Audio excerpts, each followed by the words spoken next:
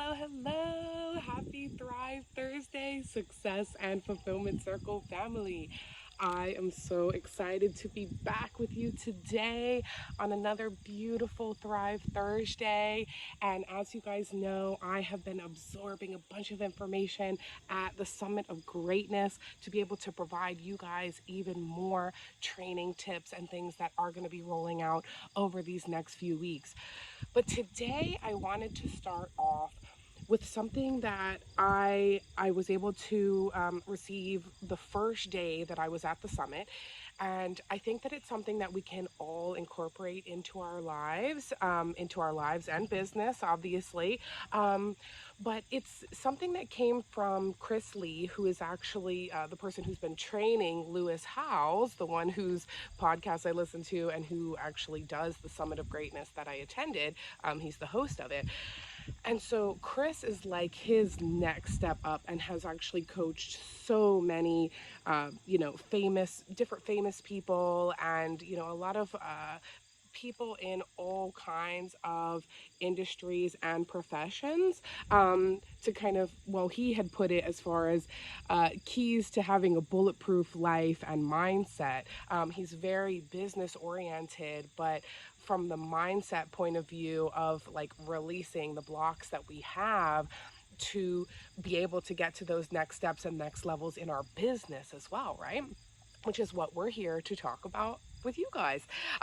So, what I wanted to share with you now, obviously, this was like an entire hour that I listened to with these points, and I want to condense it down a little bit for you guys in today's training tips. But I wanted to share those 7 keys that he had shared with us, really that help build the environment within yourself to unleash your greatness, and really reminding you that you're the one that has the remote control to your life. You're the one that really has those controls over how much you do want to succeed and how much fulfillment you actually get out of the successes that you have.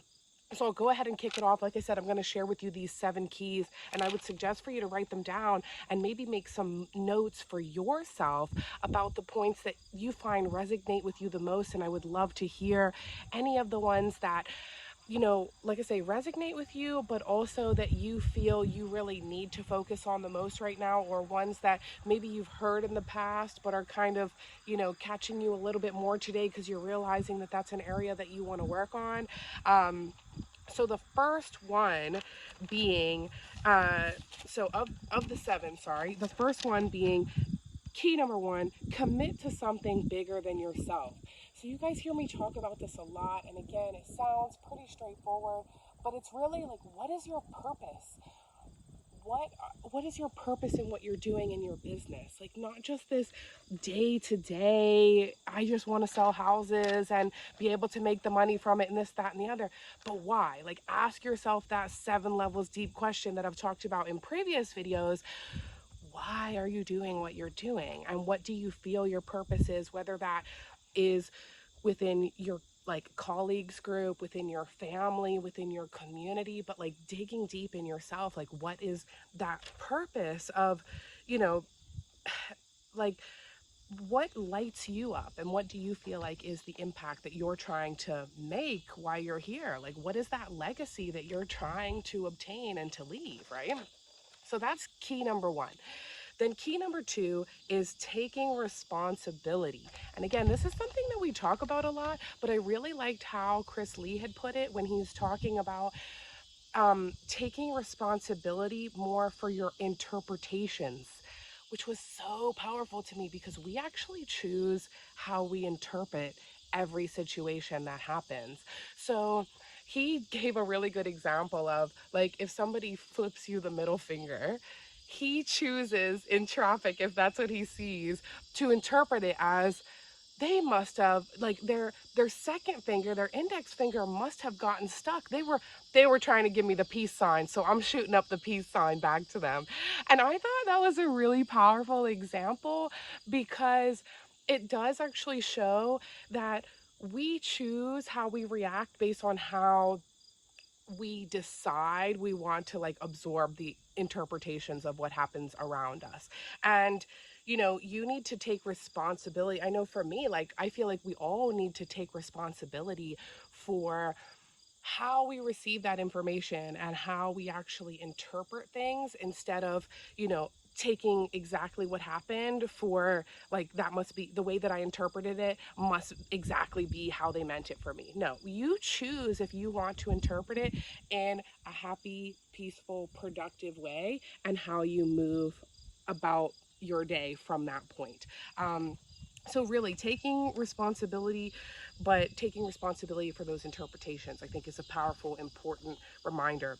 And he reminded us also that between, like, the stimulus and response, so between, like, an act happening and the response, lies a space. And in that space is choice. And that choice determines your destiny. So again, something really basic, but I felt really powerful as a reminder for us as we're talking about how we choose to interpret things in our daily lives. So, key number 3 is trusting the process. This is something that you guys hear me talk about a lot. And if you're on any of my social media pages, I talk a lot about trusting the process. Um, because this is something where it's reminding ourselves that when things don't go perfectly or how we plan, that everything does happen for a reason. If this didn't work out, it's supposed to work out in another way, or we're supposed to learn something from that experience. um, and I like this quote that he had actually given from Rumi, which is, "Life is rigged in my favor." And again, we choose how we interpret things. I would say that that's one of those reminders that, you know, I may not be able to see where things are going all the way in the end, but I've got to know that if something didn't work out, or I didn't get that listing, or whatever, for whatever reason, I may not know why right now, but it was for the greater good of this bigger picture. And it's really trusting that process. Um, so then key number 4 is taking inventory of your life. So this is something that I think is very important for all of us to do. And I know I talked about this in our first Thrive Thursday video when we were talking about health is your greatest wealth, being able to, really take inventory, like, on all of those different levels of our health when it comes to all the different categories, right? So when I'm talking about taking an inventory of your life overall, it's really those reminders of, like, confronting the things that we aren't always wanting to address. So I really liked how he had put that, because he reminded all of us that there are things and tasks that we always avoid, right?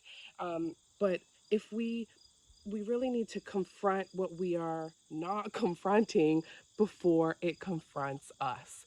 And I thought that was a great reminder, because, again, I think we've all gone through that, where we may not confront something head on and it gets ahead of us beforehand. And at the end of the day, you're going to have to confront it at some point. So why not choose to confront it when, you're ready to go ahead and just make that decision yourself and jump into it?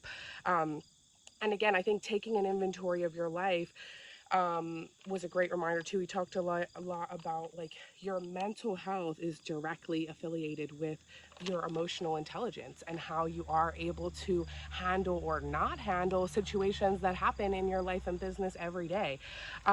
So a great way to really, like, take that inventory is looking at a few different levels of your health, like we've done in my first Thrive Thursday video that I mentioned. But here's a few good categories to look at. Basically, do a scale of 1 to 10, 1 being just surviving and 10 being thriving, and go through these different levels. Your mental health, is it a 1 or is it a 10, or where does it lie in between? Your physical health, 1 to 10. Spiritual health, that purpose I was talking about in number 1, 1 to 10. How's that connection? Your relationship health, 1 to 10. Again, your financial health, how comfortable are you feeling in that areas? 1 to 10. Again, are you surviving or thriving? And then in your career, and also in your, like, personal development and educating yourself, like, in those areas, again, is it 1 to 10?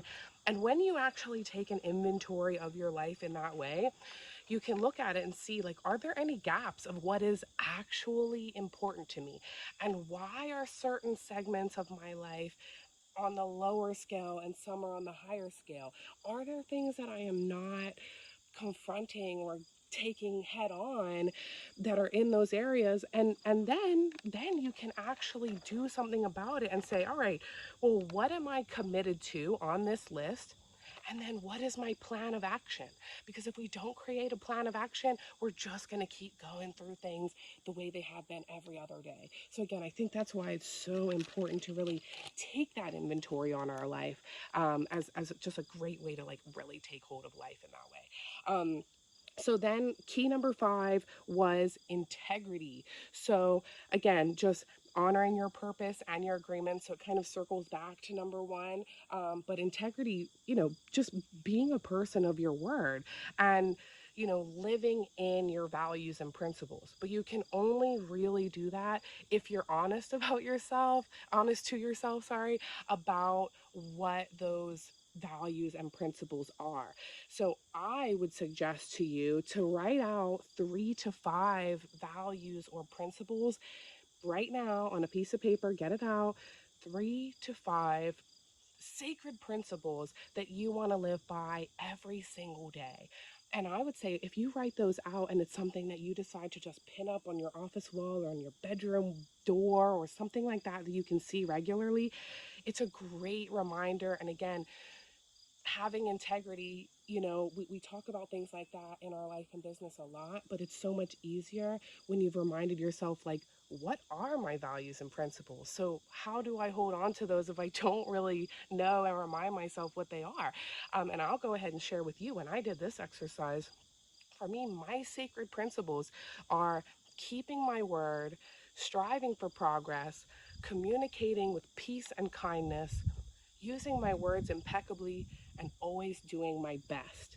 So, those were just some examples from my standpoint. And again, it's good to take this inventory of life because maybe sometimes these things shift and change, and some things become more important to you than others. But I think it's important to really be able to build that for yourself, and then you can really hold on to that integrity every day on what's the most important for you. So then number 6, like I said, guys, we're close. We've got 2 more left. So key number 6 is stepping out of your comfort zone. So getting uncomfortable and getting comfortable with the uncomfortable. So, you hear me talk about this a lot when I talk about like stepping into the fear, and it's so important because you really do have to get comfortable with like taking new action. One way that I really liked how Chris Lee had mentioned it was the no zone is shaped by your limiting beliefs. So you really do have to like eliminate a lot of those limiting beliefs to be able to step into this new stuff. And I say that because, many times, okay, maybe somebody has suggested something to us and we say, that never worked in the past, or I've heard of that, that's never worked, blah, blah, blah. Well, what made you feel that way? And maybe is there some way that you can build on that, or that you and these other people might be able to go about it differently for it to actually work this time?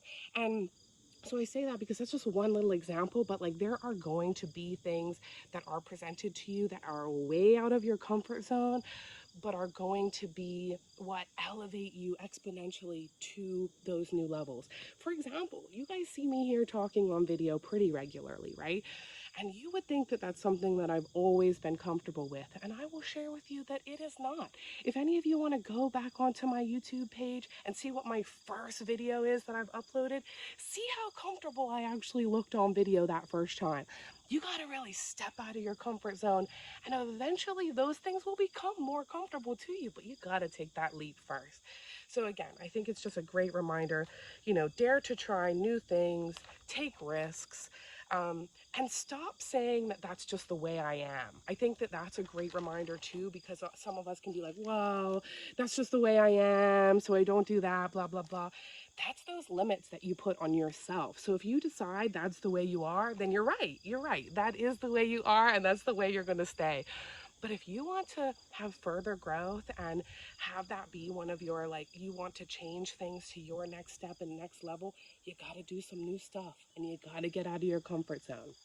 So, number 7 of these keys is Enthusiasm. So you have got to have enthusiasm for your life, for your business, and for all of the tasks and things that you want to do. Get excited about it.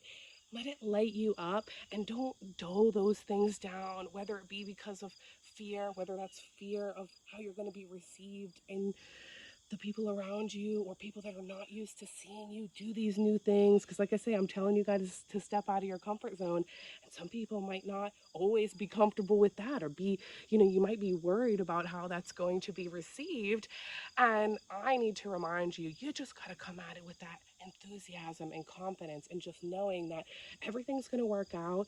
And even worst case scenario, if this isn't, you don't get the desired outcome, you have always learned something new from stepping outside of that box. But you just got to have the enthusiasm to be able to push past that and just enjoy every part of the process. Again, you guys know, I'm sure that that's why you enjoy watching and listening to my videos and things more so than if I was standing here monotoned. And I mean, I know I talk with my hands automatically and I'm a little bit theatrical, but that's also not a bad thing. I say that because the enthusiasm is important. That's what's engaging, and that's what brings that light and that energy to what I do and what you do and makes you different. So, if I can remind you of one thing of that whole collective of everything I've just shared with you, a huge piece of it is having enthusiasm for what you do and the direction you're trying to go in and the changes that you are trying to make. So again, guys, I hope you enjoyed those 7 keys. Like I said, he called it the 7 keys to a bulletproof life. But for me, it's really those 7 keys of building that environment within yourself to unleash your inner greatness. Like I say, which I received from the Summit of Greatness last week. So hope you guys enjoyed that. I'm looking forward to you guys' feedback and to our one-on-ones next week. And we will chat more later. All right. Talk to you later. Bye.